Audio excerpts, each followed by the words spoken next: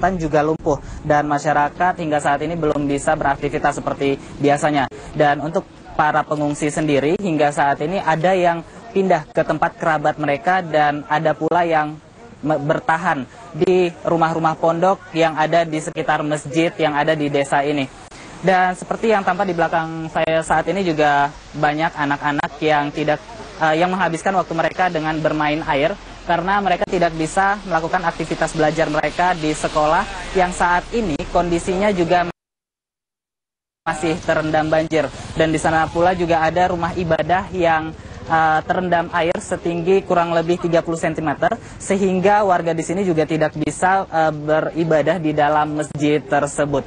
Selain itu aktivitas warga berupa beraktivitas di lahan pertanian yang mereka miliki juga saat ini tidak bisa dilakukan lagi karena hampir seluruh kawasan di sini sawahnya juga terendam banjir dan ini juga berdampak pada perekonomian masyarakat yang bisa saja berkurang jika hal ini terus-terusan terjadi. Terus sementara demikian, Kartika, kembali ke Anda di Jakarta. Ya, Andika, lalu apakah sudah ada bantuan bagi para korban banjir di sana?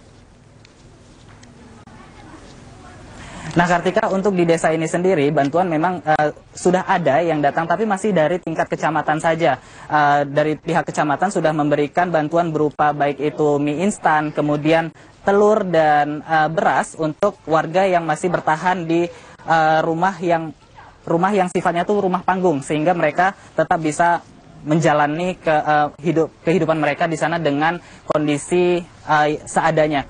Dan untuk tenda sendiri, sudah seharusnya BNPB menyediakan tenda kepada para pengungsi ini. Namun hingga saat ini belum ada tenda maupun alat bantu lainnya yang datang dari pemerintah setempat kepada para pengungsi yang ada di Kabupaten Aceh Barat ini.